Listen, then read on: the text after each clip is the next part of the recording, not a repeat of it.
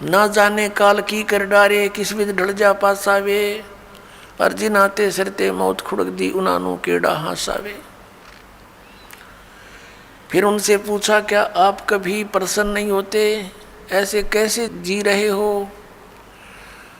तब उन्होंने बताया कि मैं प्रसन्न होता हूँ, साध मिले साढ़े शादी होंदी, विछड़ द्या दिलगिरी वे, अख दे नानक सुनो जिहाना, ये मुश्किल हाल फकीरी वे। नानक साहिब जी कह रहे हैं कि जब मेरे भक्त, मेरी साध संगत यहाँ आती है सत्संग श्रवण करने के लिए, तो मेरी खुशी का कोई ठिकाना नहीं हो रहता। वो हमारे साथी है, वो हमारी खुशी है। और जब ये वापस जाते हैं संसार में यहाँ से, तो फिर मुझे दिलगिरी होती है, बहुत परेशानी, दुख हो जाता है, चिंता लग जाती है कि कहीं ऐसा ना हो ये मेरे बच्चों को, जिनको मैंने मुश्किल से मार्ग पर लाया है, सत्य बताया है, परमात्मा का सच्चा ज्ञान समझाया है, कहीं कोई काल, क्योंकि संसार में इस ज्ञान के जानने वाले व्यक्ति नहीं हैं। एक अकेला एक संत होता है जो सतमार्ग देता है, असंतों की गिनती नहीं होती। उनसे प्रभावित अन्य श्रद्धालु भी फिर उसी की बोली बोलते हैं, वही क्रियाएं करते हैं। तो नानक साहिब जी कहा करते कि मुझे फिर चिंता बन जाती है, कहीं मेरी फसल में कीड़ा ना लग जा, यानी कोई काल का दूत इनको भ्रमित ना कर दे, इनका जीवन नष्ट हो जा। कहते हैं साध मिले साढ़ा शादी होंगी, जब ये वापस आते हैं एज इट इज़, तो मेरी खुशी का ठिकाना नहीं रहता कि परमात्मा की दया से अभी ये बचे हुए हैं। और विछड़ द्या दिलगिरी वे, जब ये यहाँ से जाते हैं तब मुझे बड़ी परेशानी होती है, मुझे चिंता बन जाती है। क्यों बन जाती है? अख दे नानक सुनो जिहाना, मुश्किल हाल फकीरी वे। फकीरी में भक्ति, फकीर का अर्थ होता है सभी बुराइयों से हटकर सबका परित्याग करके भक्ति करे। तो जैसे भी बुराइयां कुरीतियां संतों ने हटाने की चेष्टा की, तो अन्य समाज ने उसको लगाने की चेष्टा की। तो जिस कारण से भक्त और संसार के अंदर सदा से ही विरोध बना रहा, क्योंकि संसार की जो रीतियां रिवाज हैं वो काल प्रेरित है, वो यही रहने की है। और संतों की मर्यादा इस काल की मर्यादाओं से हटकर है, वो भक्ति बाधक है।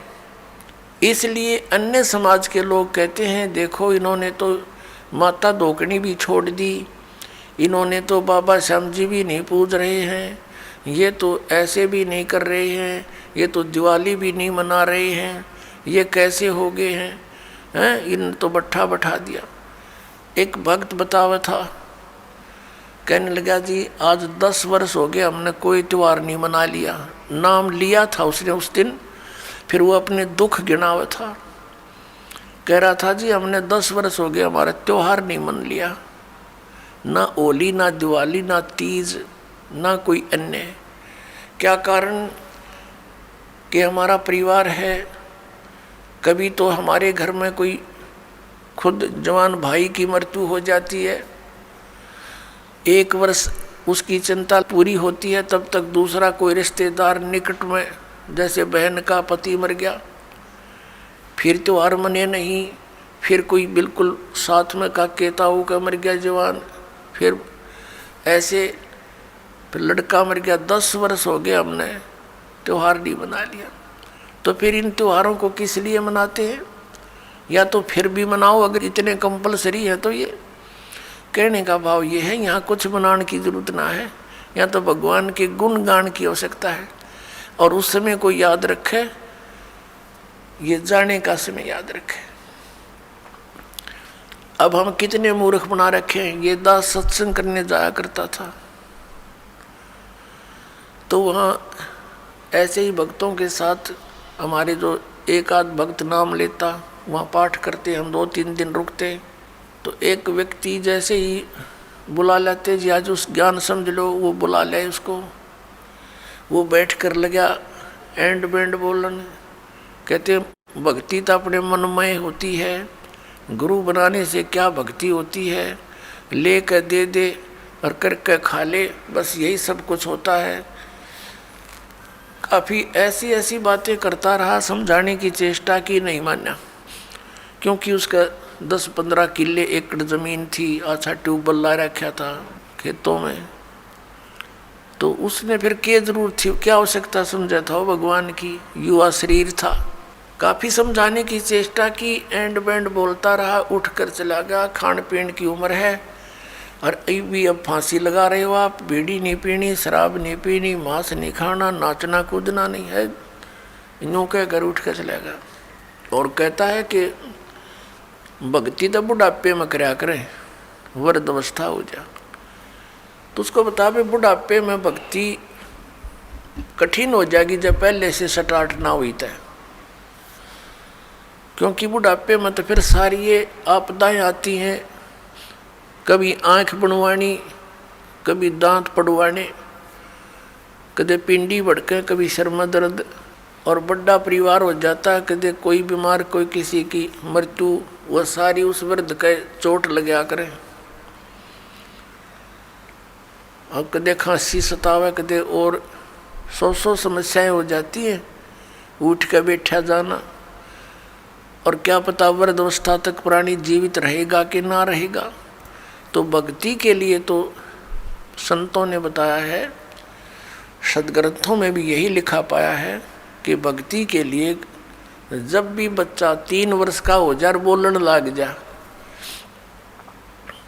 3 वर्ष के बालक को उपदेश दिला देना चाहिए, जैसा भी करे वो थोड़ा बहुत करता रहेगा। क्योंकि घर में जब चर्चा चलती है, मंत्र चलेंगे तो वो भी बोलेगा, अपने आप बोलता रहेगा, बच्चे को ज़्यादा असर होता है, प्रभाव बनता है। तो 3 वर्ष तक बच्चा माता पिता के आश्रित होता है। माता पिता ने दीक्षा ले ली, मर्यादा में रहेंगे तो परमात्मा उनके उस स्तर के बच्चों की भी रक्षा करेंगे, और फिर उन बच्चों को नाम से जोड़ देना चाहिए। तो फिर क्या देखा, 1 महीने के बाद फिर उसी गांव में, नगर में जाने का परमात्मा ने संयोग बनाया, सत्संग था। तो दूसरी बार जब दास गया, वहाँ पता चला कि वो व्यक्ति जो यहाँ वाद विवाद करे था, वो उसकी मृत्यु होगी। और मृत्यु भी कैसे होगी, कैसे हुई, बड़ी दर्दनाक तरीके थे।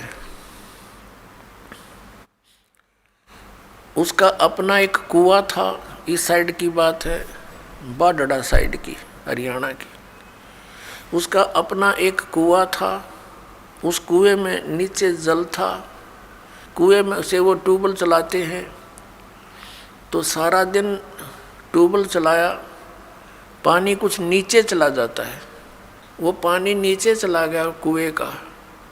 और वो स्नान करने के लिए वो क्या करता था, उस कुएं में ही उसने नीचे पत्थर की पैड़ी सी लगा रखी थी, उन पर बैठकर स्नान करता था। जब कुएं का पानी भरा होता था तो वो ऊपर की पैड़ियों पर बैठकर वहीं नहा लेता था। और फिर क्या, उस दिन पानी गया, नीचे उतर, और उसने सोचा इस नीचे वाली पैड़ी पर बैठकर नहा लूँ, और दायरा कम से कम 5 फुट नीचे। उसने ध्यान किया नहीं, वो नीचे जाया तो उस पैड़ी पर काई लगी हुई थी, पैर फिसल गया और कुएं में गिर गया। उसने चेष्टा की पैड़ी को पकड़ने की, वो उसके हाथ की रेंज से बाहर हो गई और उसके अंदर वो डूब कर मर गया। सारी रात ढूंढते रहे उनके घर वाले, बच्चा आया नहीं, कहाँ गया, कैसे है। खोजते खोजते सुबह देखा तो कपड़े और जूते बाहर रखे हैं, अंदर कुएं में मर कर ऊपर तैर रहा है। जब उसको देखा कि उसके हाथों की ने जो कोशिश की उसने पकड़ने की, किसी वस्तु को कुएं की अंदर की साइड पर पक्की थी, वो उस पर काई लगी हुई थी, उसके अंदर से उसी उंगलियों के निशान गड्ढे हुए थे कि किसी प्रकार पकड़ दो, निशान थे, और वो मृत्यु को प्राप्त हुआ। इससे ये ज्ञान समझ में आना चाहिए कि किस आधार से हम इतने फूले फिरे हैं और क्या बकवाद गढ़ते हैं। अब वो वृद्ध होया ना, भक्ति उसने करी नहीं, अब पता नहीं कहाँ धक्के खाता फिरेगा, कोई गधा बनेगा, कुत्ता बनेगा। तो पुण्यात्मा इन बातों को याद रखे। अब उसकी मौत क्यों कर हुई होगी, आसानी से नहीं हुई होगी। रोया होगा, चिंगाड़ा होगा, न चिल्लाया होगा, बचा लो बचा लो। बचानी है कोई याद भी ना करे, वहाँ कौन बचावे, वहाँ भगवान बचावे, अठा के बाहर ले आवे। उस समर्थ शक्ति की ओट होता है, उसका सहारा मिले। प्रहलाद बचाया, ध्रुव बचाया, मीराबाई बचाई, कितने प्रमाण देख लो जो अब लाखों की संख्या में यहाँ बचा रहे हैं भगवान। तो हमने परमात्मा की शरण अति शीघ्र ग्रहण करनी चाहिए। तो यहाँ भगवान ने हमें बताया है, परमेश्वर ने हमें याद दिलाया है कि झूठे सुख को सुख कहे ये मान रहा मनमोद, ये सकल चबीना काल का, और कुछ मुख में कुछ गोद। राम नाम कड़ुआ लगे, राम नाम कड़ुआ लगे, मीठे लगे दाम, दुविधा में दोनों गए, हे माया मिली ना राम। ये दास एक, जब हमारे पूज्य गुरुदेव जी सतलोक चले गए, उनका एक आश्रम बना हुआ है तलवंडी भाई, जिला फिरोजपुर के अंदर। तलवंडी भाई बोलते हैं उसको। छोटा सा कस्बा मंडी है, वहाँ आश्रम, और भी कई आश्रम हैं। बोगा के अंदर एक, खन्ना में भी था, एक नजफगढ़ के अंदर थे उनका आश्रम। तो तलवंडी भाई के अंदर उनके शिष्य बने हुए थे। तो वहाँ ये दास जाता था सेकंड संडे को सत्संग करने के लिए। उन्हीं की प्रार्थना पर कि एक सत्संग यहाँ कर जाया करो, गुरुदेव चले गए हैं। तो वहाँ उनका कोई रिलेटिव आया हुआ था, किसी वृद्धा की मृत्यु पर शोक व्यक्त कर, बुढ़िया मर गई थी कोई। वो शुक्र को आए थे, शनिवार को जाने की तैयारी कर रहे थे 12-1 बजे सी। तब उन्होंने कहा कि आप सत्संग सुनकर जाना। जो हमारे गुरुदेव के शिष्य थे, वहाँ सेठ थे, लाला जी थे। कल सत्संग होगा 9 बजे, गर्मियों के दिन थे कि कल 9 बजे ही सत्संग शुरू होगा, 11 बजे तक सत्संग होता है, आप सत्संग सुनकर फिर जाना। कहने लगा मैंने बहुत सत्संग सुने हैं, गुरु भी बना रखे है, ऐसी कोई बात नहीं। उन्होंने कहा आपने सत्संग भी सुन रखे होंगे, गुरु भी बना रखे होंगे, लेकिन ये सत्संग उनसे भिन्न है, इसलिए हम प्रार्थना करते हैं। वो कहने लगा नहीं, मुझे बहुत आवश्यक कार्य है, कल संडे को एक पार्टी आवेगी, उसके साथ मेरा एग्रीमेंट होएगा, और एक मुझे उसमें लगभग 5 लाख रुपए का बेनिफिट है, तो इसलिए मेरा जाना कंपलसरी है। उन्होंने कहा कोई बात नहीं, संडे को 1-2 बजे आते होंगे। हाँ, 1-2 बजे आएंगे, तो आप सुबह निकल जाना, 12 बजे चलोगे, जब 3 बजे तक पहुंच जाओगे, 4 बजे। चंडीगढ़ जाना था उसने। कहने का भाव उसने कतई नहीं मानी और चल पड़ा। पूरा परिवार था, यानी 4 सदस्य थे घर के, वो 2 पति पत्नी, 2 उनके बच्चे। अम्बाला के पास आकर के एक ट्रक खड़ा था, बजरी से भरा हुआ,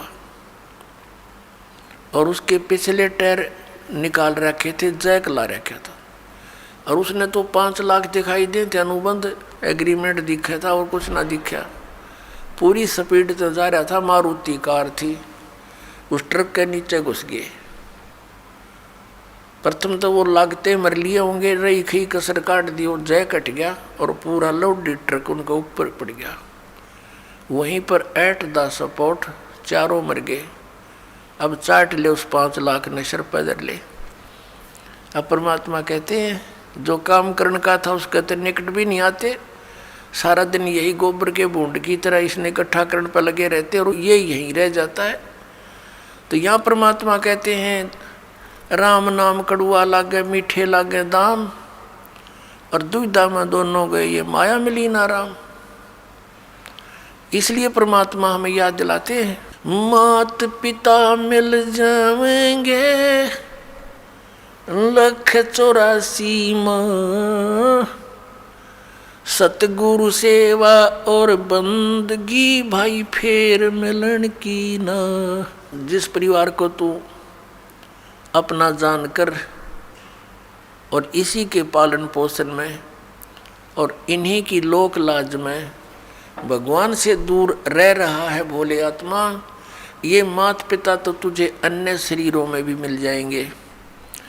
कुत्ते के यहाँ जन्म होगा वहाँ माता पिता, गधे के घर जन्म होगा तेरा वहाँ माता पिता, पशु पक्षी बनेगा वहाँ माता पिता, और अन्य फिर मनुष्य जीवन भी प्राप्त होगा फिर भी माता पिता। माता पिता मिल जाएंगे 184 माँ, और सतगुरु सेवा और ये बंदगी ये भक्ति भाई फेर मिलन की ना। अपरमात्मा फिर कैसी गहरी चोट इस आत्मा का लगाते हैं ताकि या कुछ फड़फड़ी ले ले, कुछ जाग जा, कुछ असर हो जाए इसका कुछ। ये एंटीबायोटिक है, ये कैप्सूल समझो परमात्मा की वाणी जो आत्मा को झंझोड़ कर धर देगी। और इसके ऊपर जो तीनों गुणों का ये नशा बना हुआ है या भांग पी रखी है काल के इस झूठे सुख की, इस त्रिगुणमयी माया की, इसे मिलने वाले लाभ की, तो या उतरन लग जाएगी, कुछ कम हो जाएगी, इसका नशा उतरेगा आपको। परमात्मा कहते हैं कबीर ये माया अटपटी और सब घट आन अड़ी, किस किस न समझाऊं या कुएं भांग पड़ी। आप इस सत्संग को छोड़कर अन्य सत्संग भी सुनते हो, उन सत्संगियों के व्यवहार भी देखते हो। नाम सत्संग का कर्म सारे वही जो आम जन साधारण किया करता है, इसलिए समाज में कुरीतियाँ ना घट करके बढ़ती ही चली गई। ऐसे ही ये भ्रष्टाचार भी बढ़ता ही चला गया, दुराचार भी चरम सीमा पर पहुंच गया, अत्याचार, लूट खसोट, रिश्वतखोरी। तो क्या फायदा हुआ? इतने संत और भक्तों की गिनती नहीं और असर इतना भी नहीं किसी के। कारण क्या है कि वो संत नहीं, और संत के आदेश बिना विकार छूट नहीं सकते। संत का वचन में परमात्मा की दया होती है, उसके ही वचन से, उसकी सत्संग सुनने से प्रभाव बनता है। तो वो संत नहीं है, वो दिखे संत, क्योंकि ऊपर के दिखावे से या इस सत्संग वचन सुना देने से संत नहीं होता। संत के बहुत ही ज़्यादा गहरे जो लक्षण होते हैं वो जन साधारण की पहुंच से दूर होते हैं।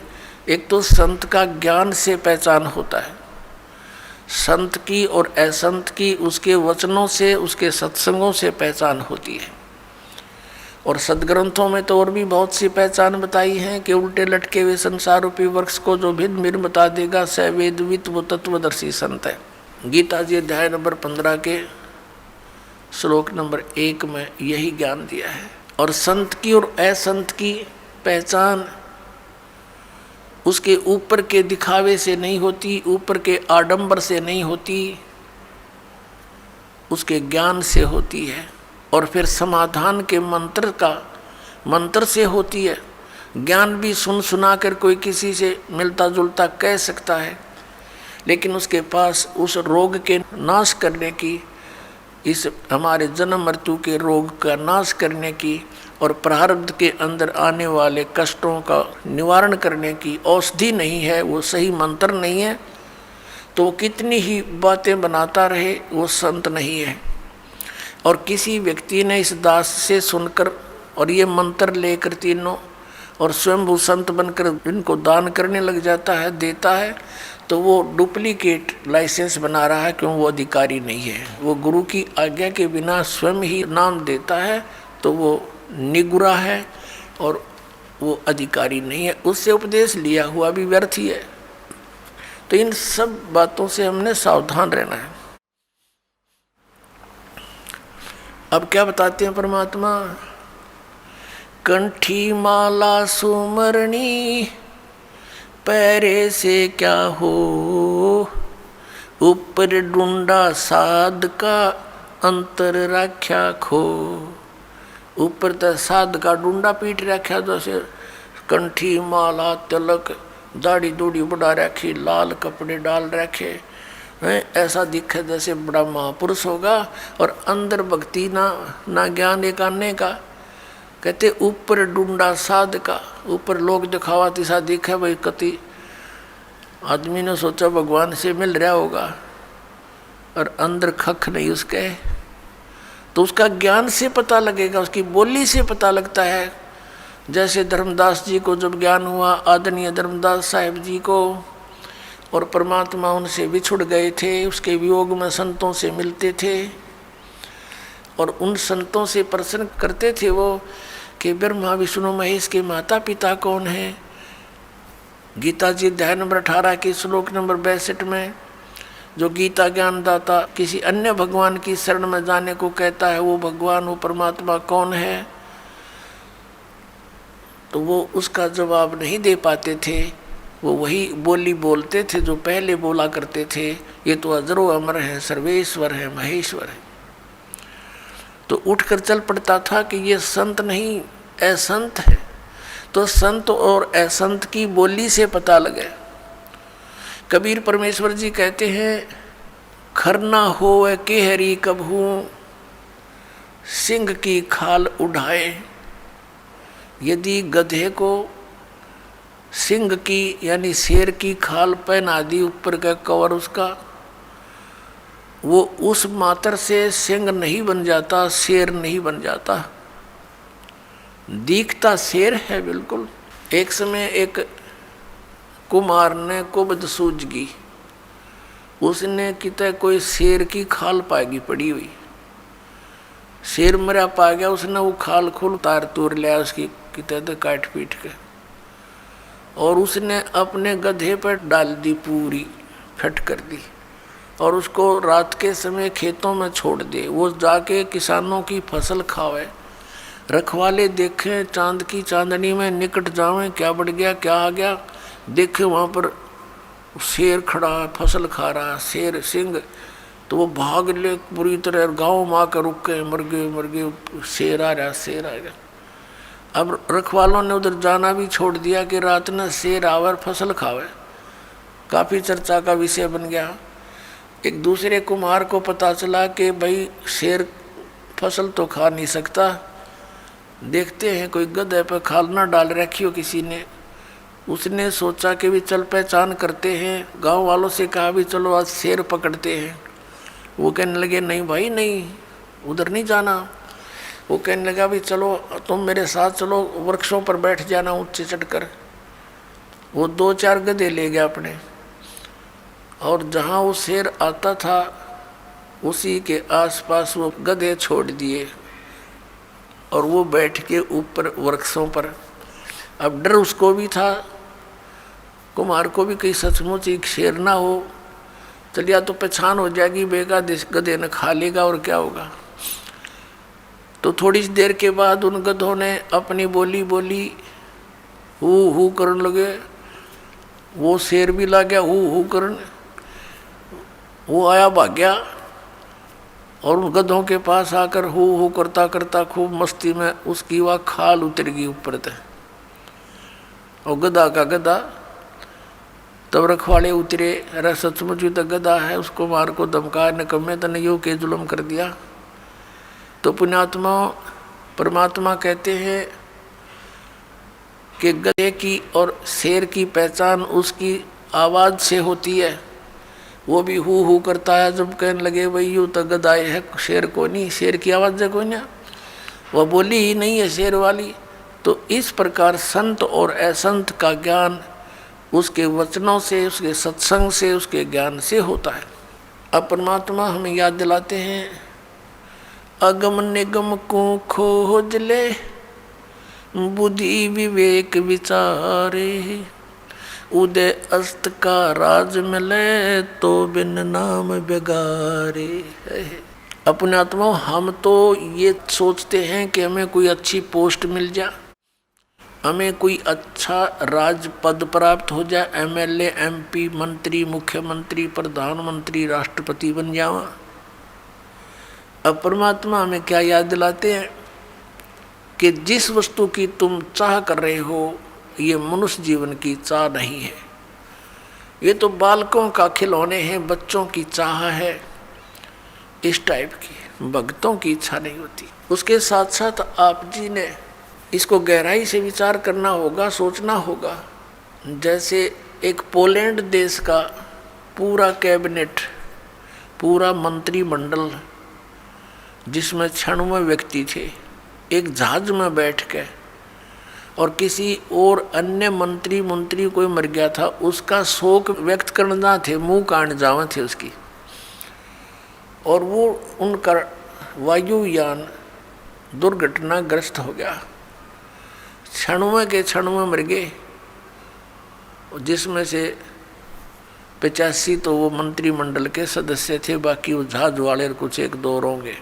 अब उनकी कितनी इच्छाएं होंगी, उन्होंने क्या क्या योजनाएं बना रखी होंगी। परमात्मा कहते हैं जो काम करने का था उसने स्टार्ट भी ना करते इन बकवादों में जीवन खो दिया, मनुष्य जीवन। आप यहाँ देखते हो, एक बार हरियाणा के एक मंत्रिमंडल ने शपथ ली, उसके 2 मंत्री एक ही हेलीकॉप्टर में दुर्घटनाग्रस्त हो गए। शपथ ली थी, 2-4-10 दिन हुए थे बनाने और ख़त्म हुए। ऐसे ही एक मुख्यमंत्री आंध्र प्रदेश का, एक अरुणाचल प्रदेश का, हेलीकॉप्टर में जा रहे थे, आगे उनकी इंतज़ार में, उनके स्वागत में, उनका माला डालने के लिए लोग खड़े थे अपने स्वार्थवश, और वो दुर्घटनाग्रस्त हो गए। एक की तो 3 दिन में लाश मिली थी और एक की 1 हफ्ते में गिद्दड़ घसीटे थे उन्हें। पुण्यात्मा, इस तत्व ज्ञान से आपके हृदय में केवल भगवान शेष रह जाओगा, जो ज्ञान ध्यान से सुनोगे तो। ये काम करने के मनुष्य जीवन के,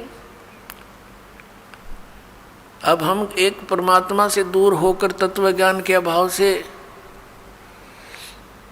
उस गोबर के भूंड की तरह इस माया रूपी गोबर को इकट्ठा करने में लगे रहते हैं, और रास्ते में हमारी मृत्यु हो जाती है।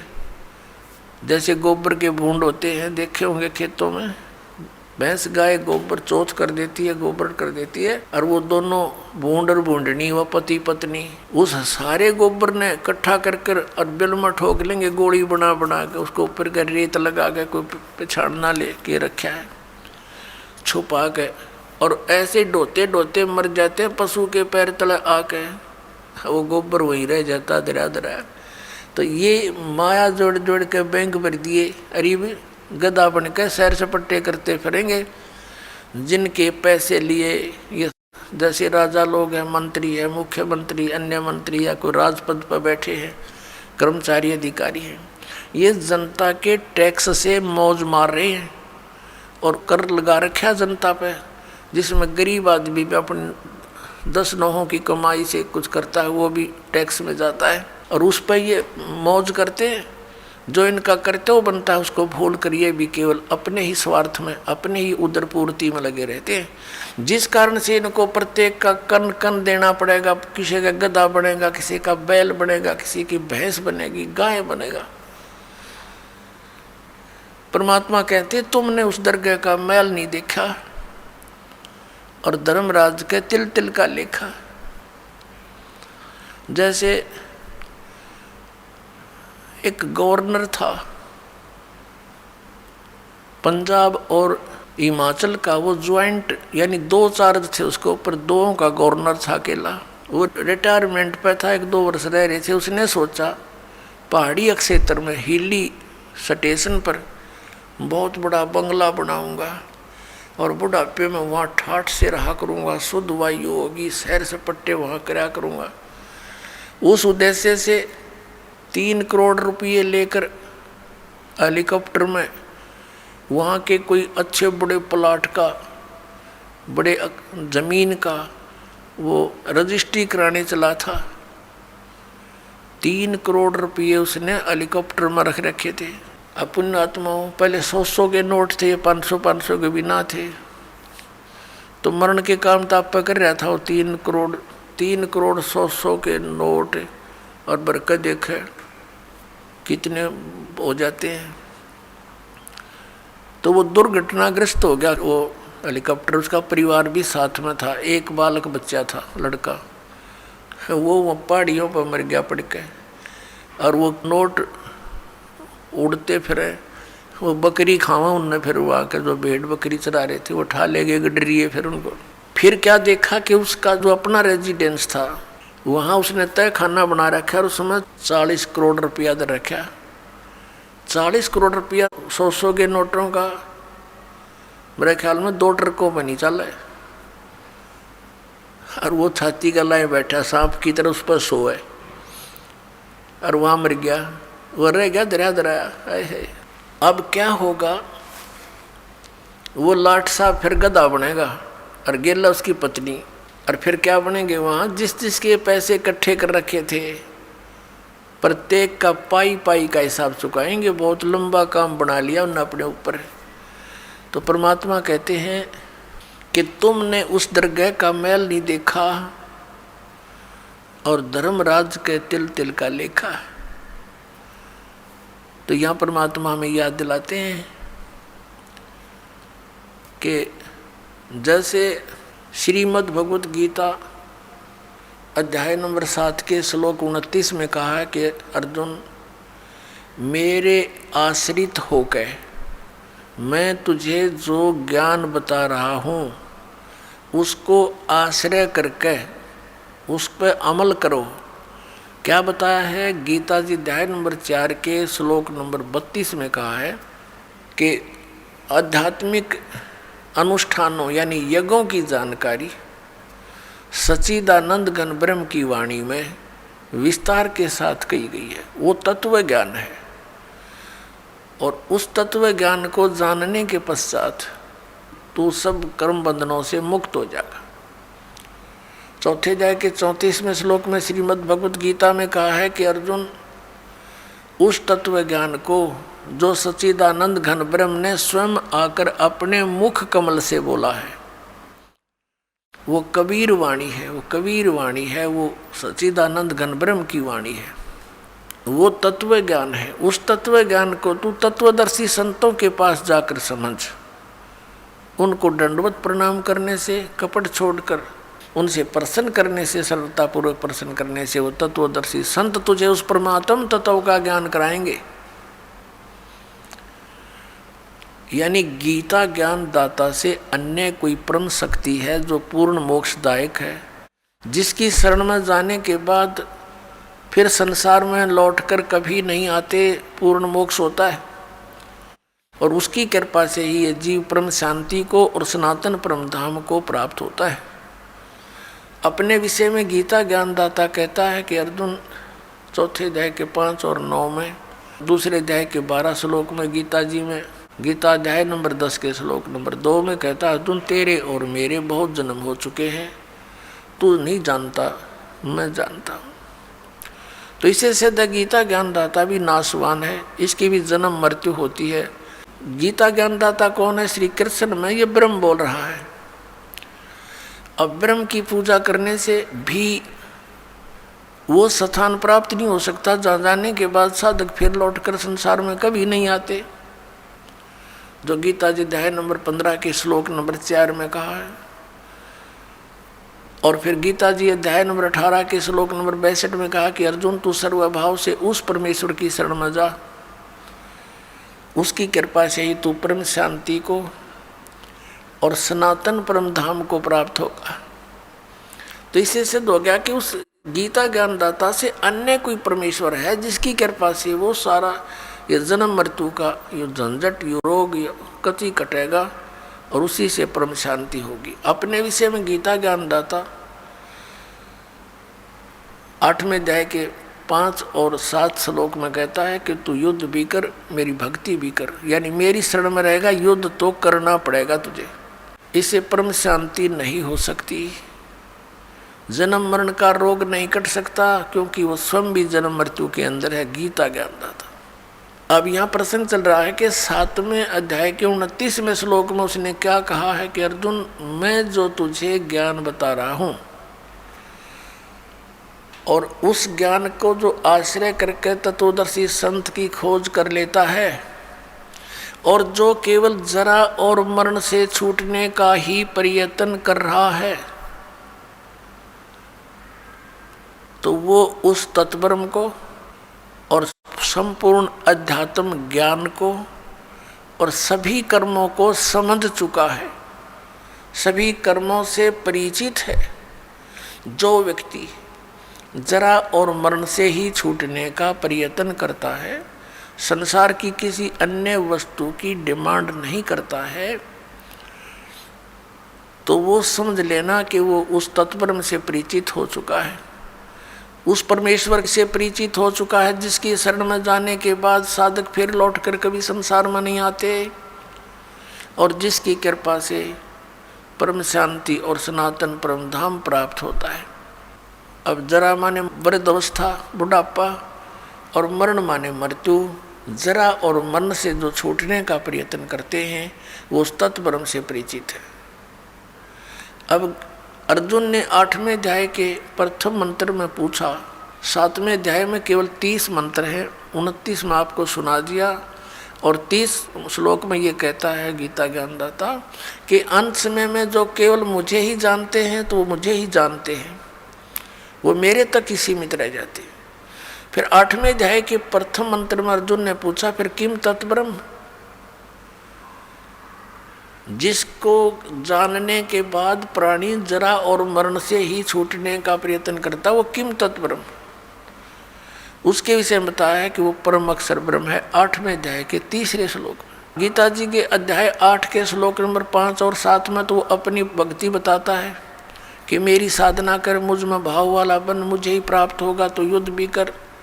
8वें अध्याय के 13वें श्लोक में गीता जी में कहता है मुझ ब्रह्म का केवल एक ओम अक्षर है और अंतिम सांस तक उसकी भक्ति करता हुआ जाएगा तो मुझे प्राप्त होगा।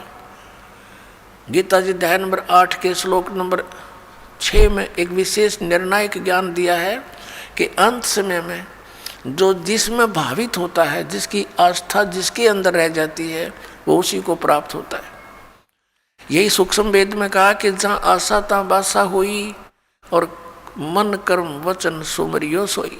अब गीता जी अध्याय नंबर 17 के श्लोक नंबर 23 में कहा है ओम तत्सत इति निर्देश है ब्रह्मण त्रिविध समर्थ ब्राह्मणा तेन वेदा च विहिता पुरा। ब्राह्मण माने तत्वदर्शी संत, वैसे ब्राह्मण का अर्थ होता ब्राह्मण सोए जो ब्रह्म पहचाने। अब जैसे ओरिजिनल सतगुरु तो कबीर साहब थे और कबीर साहब तो एक और ये नकली सतगुरुओं का अंत नहीं, ऐसे ही ब्राह्मण का अर्थ असली होता है वो व्यक्ति जिसने भगवान को जान लिया। बाकी ठीक है, छोटी मोटी को अन्य क्रियाओं से भी ब्राह्मण की पदवी कोई पा रहा है तो वो अलग ब्राह्मण है। कि ओम तत्सत इति निर्देश है ब्रह्मण। ब्रह्मण माने सच्चिदानंद घन ब्रह्म, यानी पूर्ण परमात्मा परम अक्षर ब्रह्म के पाने की, उसके सिमरण की इस 3 नाम का निर्देश है। ओम तत्सत इति निर्देश है। निर्देश माने फाइनल फैसला, डायरेक्शन। डायरेक्शन का अर्थ है अन्य बिल्कुल नहीं, केवल वही, नथिंग एल्स। ये 17वें अध्याय के 23वें श्लोक में ओम तत्सत इति, बस यही निर्देश, फाइनल ऑर्डर। और ब्रह्मण सच्चिदानंद घन ब्रह्म के त्रिविध समर्थ है, उसका 3 विधि से सिमरण की विधि है, 3 प्रकार से सिमरण होता है। और जिन पुण्यात्माओं को इस दास से ये तीनों मंत्र प्राप्त हैं, उनको पता है कि इनकी सिमरण की विधि 3 प्रकार से कैसे है। एक मंत्र ओम तो सार्वजनिक है, इसमें तत् ये सांकेतिक और सत भी सांकेतिक। गीता जी अध्याय नंबर 15 के श्लोक नंबर 16 और 17 में 3 पुरुष बताए हैं, एक सरपुरुष, अक्षर पुरुष। इन दोनों को रिजेक्ट किया है। ये और इनके अंतर्गत जितने प्राणी हैं, इन भगवानों के, पुरुष माने प्रभु, इन स्वामियों के अंतर्गत जितने प्राणी हैं, और ये स्वयं भी नाशवान हैं, जीवात्मा किसी की नहीं मरती। 15वें अध्याय के फिर 17वें श्लोक में तुरंत कहा है, उत्तम पुरुष है तू अन्य परमात्मा इति उदाहरते, कि इन दोनों से गीता अध्याय 15 के श्लोक 16 में वर्णित सरपुरुष और अक्षर पुरुष, इन 2 प्रभुओं से उत्तम पुरुष, इनसे श्रेष्ठ पुरुष तो कोई और ही है, अन्य ही है। यह परमात्मा इति उदाहरते, कहते हैं उत्तम पुरुष तो अन्य परमात्मा इति उदाहरते, यह लोकतरम आविश्य विवर्ती अवैश्वर है, और वही परमात्मा कहा जाता है।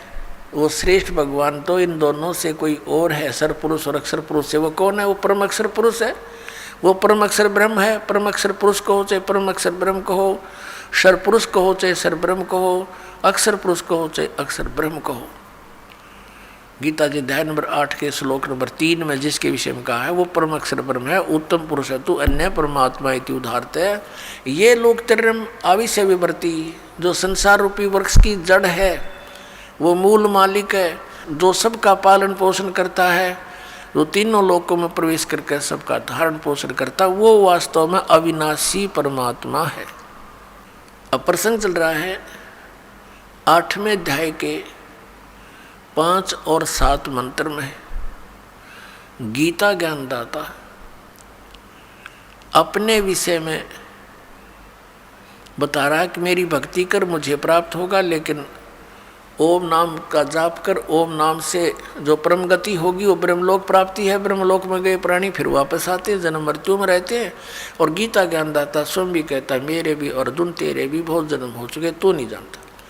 तो इससे पूर्ण मोक्ष और सनातन परम धाम और परम शांति नहीं हो सकती। गीता जी अध्याय नंबर 17 के श्लोक 23 में ओम तत्सत तीनों भगवानों के मंत्र हैं, सरपुरुष, अक्षर पुरुष और परम अक्षर पुरुष के। सर्वब्रह्म, अक्षर ब्रह्म और परम अक्षर ब्रह्म। तो सर्वब्रह्म कहो, इसको सीधा ब्रह्म भी बोल देते हैं, इसको ज्योत स्वरूपी निरंजन काल भी कहते हैं। इसका ओम मंत्र है, यो तो इसने डिक्लेयर कर ही रखा है। अब उस परमात्मा को पाने की ये 3 मंत्र की साधना है या पूजा नहीं है, या साधना है। जैसे जल पानी नीर, जैसे दन दन सतगुरु वाले देते 3 मंत्र, अकाल मूर्त सब स्वरूपी राम सतपुरुष, ये तो पाना है हमने, इसको तो खोजना है। जैसे जल पानी नीर, जल पानी नीर करता रहे, पानी का पता है पृथ्वी में जल है, वो मिले कैसे, उसके वो साधन खरीदने पड़ेंगे, लाने पड़ेंगे, बोकी और बोकी मारनी पड़ेगी, सांस उस वास की। ये 2 मंत्र का ओम और तत्, तत् ये सांकेतिक है, ये अक्षर पुरुष का मंत्र है जिसको परब्रह्म भी कहते हैं। तो इन दोनों मंत्रों का श्वास उश्वास से जाप करना होता है।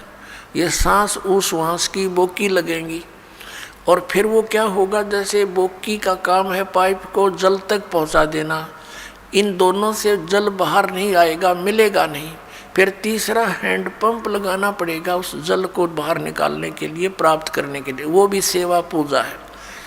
ऐसे ही इन 2 मंत्रों से, जो सतनाम के 2 अक्षर का मंत्र है, एक ओम और एक तत्, सांकेतिक दास बताता है इस पृथ्वी पर 21 ब्रह्मांड में इस दास के अतिरिक्त ना इस नाम से कोई परिचित है 3 मंत्र से, और ना ही कोई अधिकारी है, ये सत्कर मान लेना।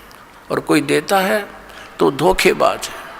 यदि कोई इस दास से लेकर के कहीं ये शुरू भी कर रखी होगी दुकान का नीच तो पावेगा कहीं ना कहीं लुका छुपा, फिर समाज उससे भी बच के रहेगा और उसके फंसे हुए जाल के भक्तों को भी समझाने की चेष्टा करेगा कि गलत आदमी का फंस गए तुम।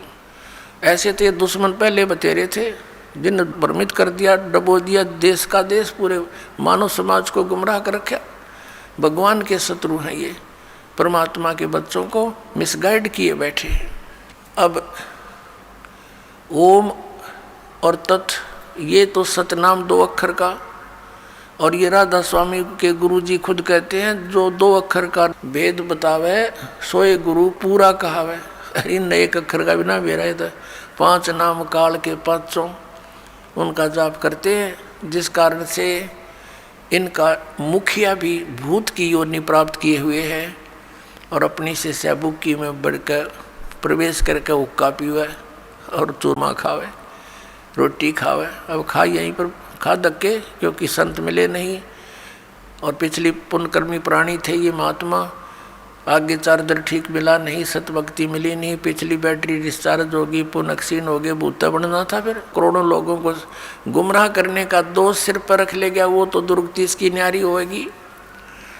ये सत्कर्माना पुण्यात्माओं, दास का कोई उससे भाई बंटवारा ना, कोई किसी चीज़ का हिस्से में साझा नहीं कि उसको उनको कोई झूठ बोल कर जनता को अपने पीछे लगा कर उनका कोई हिस्सा लेता हूँ, नहीं। परमात्मा ने इस दास को वो ज्ञान दे दिया जो किसी के पास नहीं, इसके बिना जीव का कल्याण कति नहीं। परमात्मा के बच्चे अपना जीवन नाश कर रहे हैं। मुझे बहुत रोना आता कई बार बैठ कर के कौन सी साइड से समझाऊं। भगवान आप पर दया करिए, अपने बच्चों को आपने ये शुरुआत की है तो इसको पार भी लगाना। परमात्मा हम जीवों के बस का नहीं है, इतने बड़े मिशन को सफल करना, आप ही दया करियो। तो पुण्यात्मा जो प्रसंग चल रहा है कि जैसे हैंड पंप लगाया, बोकी पहुंच गई, पाइप भी नीचे चलेगी, बोकी का काम हो गया पूरा। अब पाइप जो है उसके ऊपर एक हैंड पंप लगाना पड़ेगा। अब वो हैंड पंप को भी फिर उसकी पूजा है, उसका सिमरण करना है, वो सारनाम है, ये सतनाम है 2 अक्षर का, एक ओम और तत्, और सत जो है ये सांकेतिक है, ये सारनाम है। तो ये पूरे प्रोसीजर का सिमरण करने से पूरा सिस्टम जब सिमरण लगेगा तो पूरे सिस्टम से पानी बाहर आएगा। तो हम पूजा नहीं करते, ये पूजा तो हम जल की करते हैं, हैंडपंप लगाए हैं, जल की पूजा कर रहे हैं। उस वस्तु को प्राप्ति के लिए जो भी हम साधन अपना रहे हैं वो तो साधन है। तो ऐसे ये साधना है उस परम अक्षर ब्रह्म के पाने की। ओम तत्सत इति निर्देश ब्रह्मण है तिर्विधय समर्थ है, उस सच्चिदानंद घन ब्रह्म के सिमरण की, उसको प्राप्ति करने की, ये 3 मंत्र का निर्देश है। तो अब गीता जी अध्याय नंबर 8 के श्लोक नंबर 7-5 के अंदर तो वो अपने विषय में कहता है मेरी भक्ति कर मुझे प्राप्त होगा, लेकिन जन्म मृत्यु तेरी भी रहेगी मेरी भी रहेगी। गीता जी अध्याय नंबर 8 के ही श्लोक नंबर 8, 9, 10 में गीता ज्ञानदाता कहता है कि उस परम अक्षर ब्रह्म आदि पुरुष परमेश्वर की भक्ति करने वाला उसी को प्राप्त होता है। उसके लिए इसने ऑप्शन छोड़ दिया कि मुझे मालूम नहीं, तत्वदर्शी संतों को पूछो। अब प्रसंग चल रहा है कि 7वें अध्याय के 29वें श्लोक में कहा है कि अर्जुन जब तुझे पूरा अध्यात्म ज्ञान हो जाएगा और तत्व ज्ञान से उस तत्वब्रह्म से परिचित हो जाएगा और सभी कर्मों से परिचित हो जाएगा, फिर वो प्राणी यहाँ की किसी वस्तु की डिमांड नहीं करता।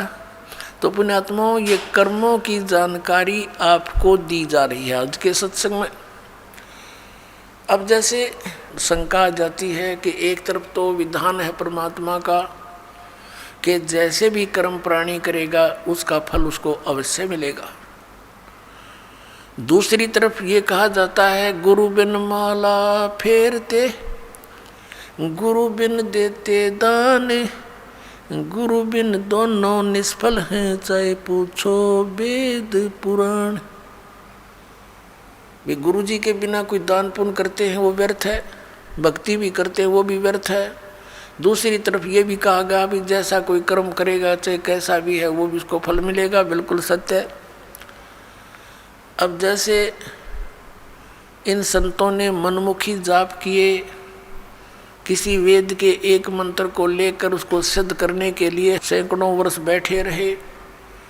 अब परमात्मा के निमित्त किसी मंत्र को लेकर वेद के मंत्र का जाप रह रहकर करने से उसके अंदर सिद्धियां आ जाती हैं। सिंगल ओम नाम का जाप करने से भी सिद्धियां आ जाती हैं, क्योंकि कोई जड़ी है उसको एक अकेली जड़ी के खाने से कुछ अन्य लाभ है, और उस जड़ी को अन्य जड़ियों के साथ मिलाकर प्रयोग करने से वो कुछ और ही एक्स्ट्रा लाभ देता है। तो ऐसे इन मंत्रों को जानना आप, और फिर इनकी विधि के अंतर होता है। जैसे एक भक्त इसी बात से चला गया यहाँ से छोड़ करके, पहले तो आपने 7 मंत्रों के प्रथम मंत्र में भी वही मंत्र दे रखे हैं, सतनाम दिया, उसी को उल्ट सुलट करके ये दे दिया, ये क्या मंत्र हुए। तो ये अज्ञानी व्यक्ति जब तक ज्ञान समझ में नहीं आता वो नाम भी लेकर भी अपना जीवन व्यर्थ कर जाते हैं। तो पहले तो ये सोचना चाहिए कि जो ज्ञान दास दे रहा है वे वेदों में प्रमाणित है। फिर दूसरा, इस दास को पता है कि अकेला कौन से मंत्र से क्या लाभ होगा, उसको जोड़ देने से उसका क्या बेनिफिट होगा। तो इस प्रकार उसको अन्य तरीके से जाप करने से उसका क्या लाभ होगा, इस मंत्र से इसकी तरह जाप करने से उसका क्या लाभ होगा। तो ये डॉक्टर ही बता सकता है उस यूज ऑफ द मेडिसिन और उसके बेनिफिट। तो आप मरीज होकर के डॉक्टर के उसमें जो ट्रीटमेंट में ऑब्जेक्शन करते हैं तो वो कर्महीन इंसान होते हैं। अपनी आत्मा दूसरी कारण ये बन गया कि ये भोली आत्मा पहले दूध के जले हुए हैं, नकली संतों से नकली नाम जाप कर कर के ये थक चुके हैं। अब इनको ये भी हो जाता है कि कहीं यहाँ भी हम ऐसे ही डले ढोते रहें। तो उसके लिए प्रार्थना करता है दास बार बार के उपदेश लेने से पहले आप जी पूर्ण रूप से अपनी शंकाओं का निवारण करवाएं, और फिर दीक्षा लो, 10 दिन पीछे ले लो, महीना पीछे ले लो, इतने दिन बीत गए और 10 दिन सही, 1 महीने 2 महीने पीछे ले लो। और जब उपदेश लेने के बाद फिर गुरुजी के वचनों में अविश्वास होना, ये आपका दुर्भाग्य होगा। इस दास के एक भी वचन पर आपको किसी भी प्रकार का अविश्वास नहीं होना चाहिए, ये ब्लाइंड फेथ करना पड़ेगा। और आप जी ने ब्लाइंड फेथ किया क्योंकि उन नकलियों के पास किया, उन्होंने आपकी भावना का, आपकी श्रद्धा का, आपके डिवोशन का दुरुपयोग किया, उनको ज्ञान था नहीं।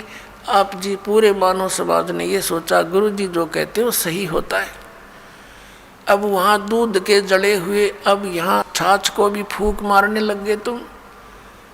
तो पहले उसको टेस्ट कर ले, बाद में ऑब्जेक्शन करें, यानी नाम लेने के बाद फिर मन में दोष आता है तो आप नाम रहित हो जाते हो। ये बहुत भयंकर और नाजुक दौर होता है इस भक्ति का, और काल ये चाहता है, उसने इसीलिए तो सारा जुगाड़ जोड़ रखा, नकली नरेश संत बना दिए। इन राधा स्वामी, धन धन सतगुरु, जय गुरुदेव, और ये जनोद वाला, और ये जगमाल वाली वाला, ये सतपाल जी महाराज, और ये तेरे बाल योगेश्वर, और यह साराम उड़े निरंकारी, ये देश का देश धका दिया काल ने, और खक नहीं इनके पास। और यहाँ दास ने गला पड़ा लिया, 15 साल हो गए रह रहकर इस ज्ञान को सुनाते। आपके इसी ज्ञान को सुनाने के कारण आप तक सत्य को पहुँचाने के लिए इस दास के ऊपर कितने बुरे आरोप लगाए गए, जेल में डाल दिया, क्रोथा कांड करवा दिया इन दुष्ट लोगों ने, क्योंकि इनकी रोजी रोटी बंद हुई थी। ठीक है, दास ने तो हथेली पर जान धर रखी है, भगवान का आदेश हो गया कि बेटा उठा दे डूंडा और मैं तेरे साथ रहूँगा। तो फिर अब जो भी होगा, अब तो या तो ये नकली रहेंगे या दास रहेगा।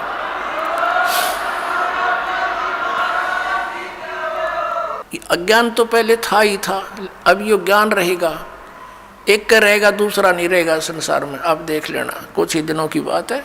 बुद्धिमान समाज है, अभी तक तो बैठे बेचारे भोले भाले आँख नीचे, और जब इनको ज्ञान होगा कौन मरेगा वहाँ, अपना फांसी कौन लगवाएगा, तुरंत भाग आएंगे वहाँ से कि रिश्तेदारी टूटे तो टूटो 100 बार। तो कहने का भाव ये है कि जो उद्देश्य लेकर हम आए उसको पूरा करना पड़ेगा। तो प्रसंग जो चल रहा है कि वहाँ तो लाखों लोग करोड़ों की संख्या में इकट्ठे हो गए चंद दिनों में, और यहाँ देख रहे कितना संघर्ष कर रहा है ये दास, और कितने जिन बच्चों को पुण्यात्माओं को ज्ञान हुआ वे भी अपने बहन भाइयों को, रिश्तेदारों को, दूर देश वालों को और संदेश देना चाहते हैं। हमारे साथ कितना ये अत्याचार किया जा रहा है। जैसे यहाँ हरियाणा में क्रोथा कांड करा के हमें जेल में ठोक दिया, क्रोथा आश्रम छीन लिया, तहस नहस कर दिया, झूठी अफवाहें फैला दी, गुंडा है, बदमाश है, वहाँ ऐसे होता था ताकि सब जनता उनसे नफरत करे और साथ में जितने उनके शिष्य हैं वो भाग जाएं। ऐसा गंदा व्यक्ति है रामपाल। तो मेरे बच्चों को मेरा पता था, क्योंकि वो तो मेरे सीने पर रहा करते थे, वो एक भी टस से मस नहीं हुआ और ना ही हो सकता। और ये जितना अब जहाँ भी प्रचार करने गए हमारे बच्चे मध्य प्रदेश में, वहाँ पर ठोक दिए जेलों में। लेकिन ये बेपरवाह हैं, ये तो और दूनी उमंग से गए, क्योंकि उनको मालूम है हमारे साथ भगवान है, सत्य है, सभी बहन भाई हमारे हैं। ये काल प्रेरणा से ही विरोध कर रहे हैं। तो पुण्यात्माओं, ये संघर्ष आप जी ने सब न करना पड़ेगा मिलकर, जब ज्ञान हो जाएगा। लड़ना नहीं है किसी से, लड़ने से तुम्हारा मिशन फेल हो जाएगा। कि किसके साथ लड़ें, वो भी तो अपने बच्चे भाई बहन हैं, सभी मजहब धर्मों के, क्योंकि हम एक पिता की संतान है। ये हृदय से सोच लेना, फॉर्मलिटी मत समझना। सच्चाई ये है, हम किसके साथ मरे। परमात्मा आए थे कबीर जी, उनके साथ कितना अत्याचार किया था, और किसी को उन्होंने एक शब्द भी अप नहीं बोला।